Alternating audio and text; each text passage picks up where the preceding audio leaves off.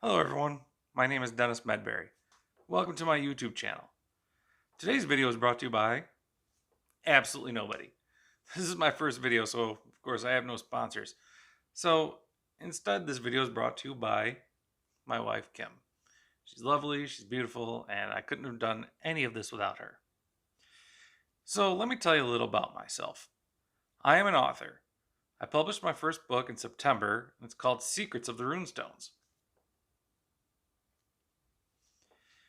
It's book one of an epic fantasy series, and I am currently working on book two, which should be released someday.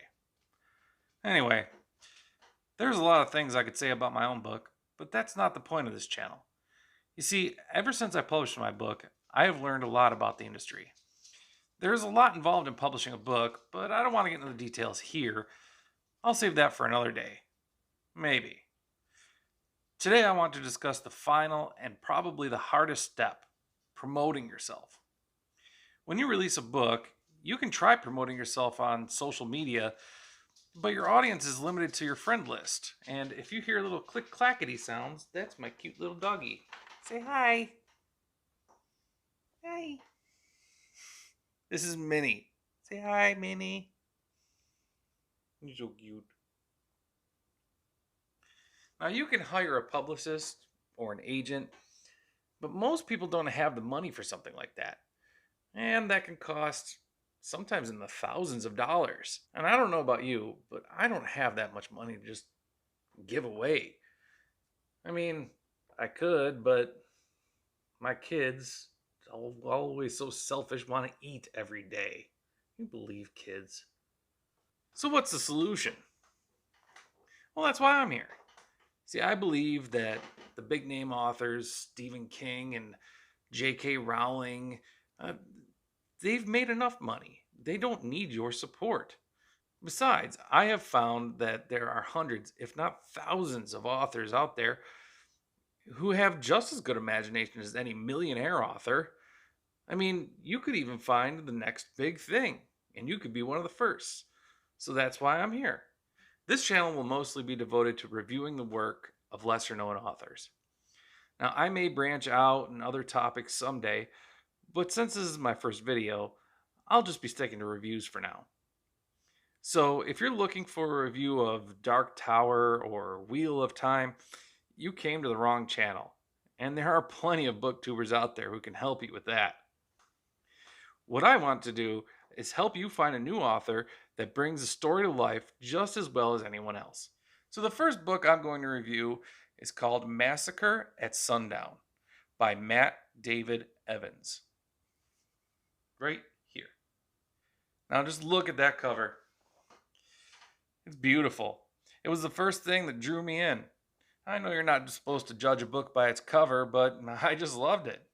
Anyway, Massacre at Sundown is book one of a planned trilogy. It is I would say, fantasy mixed with horror fiction style book. The story jumps between the main character's past and present. I'll get more into that when I give my non-spoiler breakdown of the plot in a second. So, as a reviewer, I have to point out the negatives, and I just want to get them out of the way. That is not to say that the book is bad, because it isn't. If I read a book I don't like or I couldn't finish, I just wouldn't do the review. Since I am doing the review, that means I like the book. So, on with the negatives. When I first learned how to write, I read that I should avoid words like was, were, has, to be. These words are usually considered passive or nondescriptive words. Now, don't attack me. I know these words aren't always passive voice or nondescriptive words, but this book is riddled with them. Now, this does not take away from the story, and I believe it's more of a stylistic choice. I just needed to point it out because it has become my preference to read stories that try to avoid these words as much as possible. Now, this is just my opinion. I'm guessing it won't bother a lot of people, and to be honest, after the second chapter, I got used to it and it didn't bother me anymore either. And just as a side note, to the authors that I may review in the future, don't think that I harp on this. Don't think that I think if a book is riddled with has, was, were, to be, that I'm going to hate it. That's not the case. No, the thing with this book is that basically every sentence had these words in it. Again, I believe this was a stylistic choice, and I'm not trying to say that the author is a bad writer because of it. It's all about preference. Next was the descriptions. Now, this is actually both a positive and a negative. A lot of books can get bogged down by over description. I don't need to know the history of every tree branch. Looking at you, Tolkien. I don't need to know that Sally's shoes have exactly 3 scuff marks on the left side and 2 scuff marks on the right. Unless it's part of the story, leave some things to the imagination. However, this story could use a little bit more descriptions.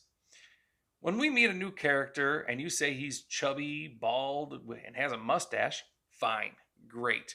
I got a general picture in my head. And that's all I need.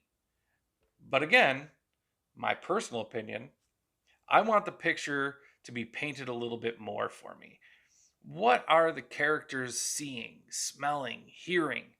I want to be immersed, like I'm right in the room with them. It is incredibly difficult to find a balance between too much and too little description, and this again comes down to preference. What I think is too little may seem like too much to others. But for this book, I felt like the author could have used a little bit more. Last was the language, and I'm not talking about swearing. Now, this is really not a big deal to me, but it's worth mentioning. The book begins in 2017, but it shifts all the way back to 1750. And when it goes into the past, there is no difference in the style of speech. People did not speak the same way in 1750 as they do now.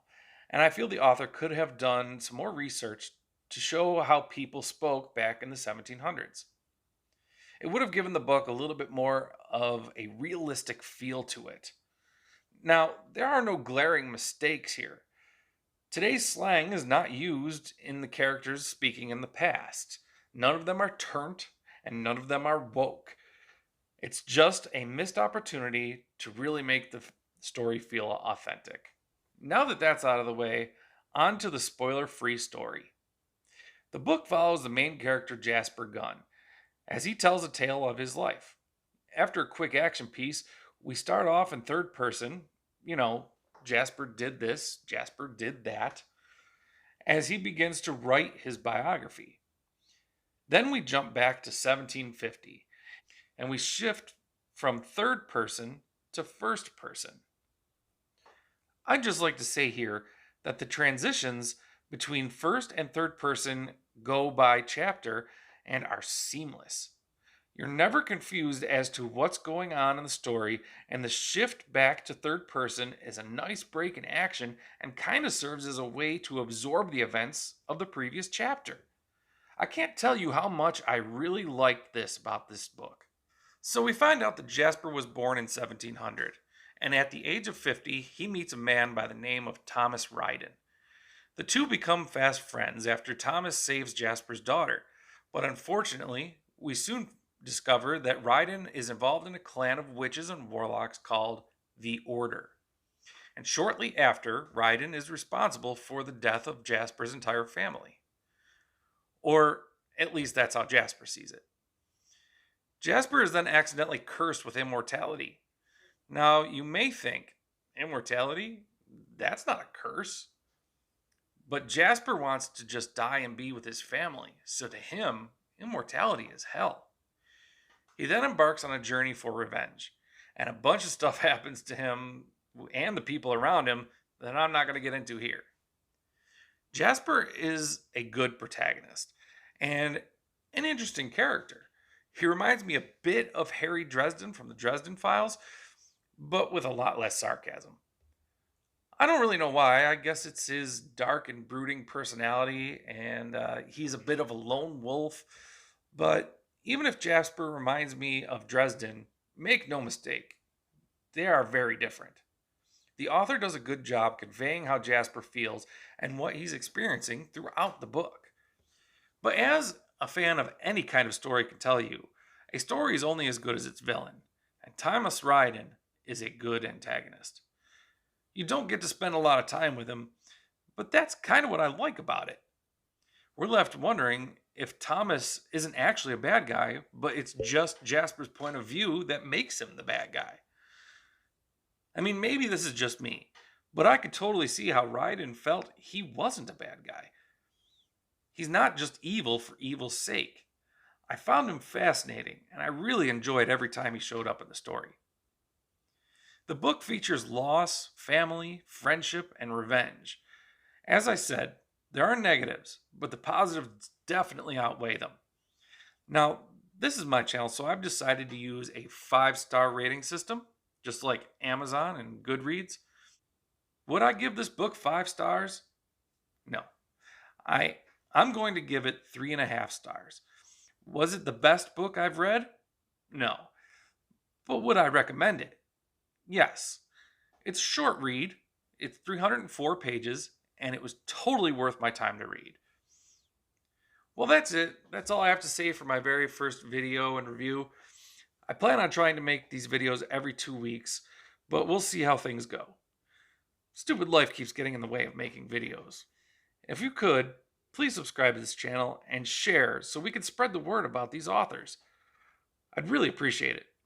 Also, press that bell to get your notifications for when I release a new video. The links for Massacre at Sundown are in the description, as well as the link to my book, Secrets of the Runestones.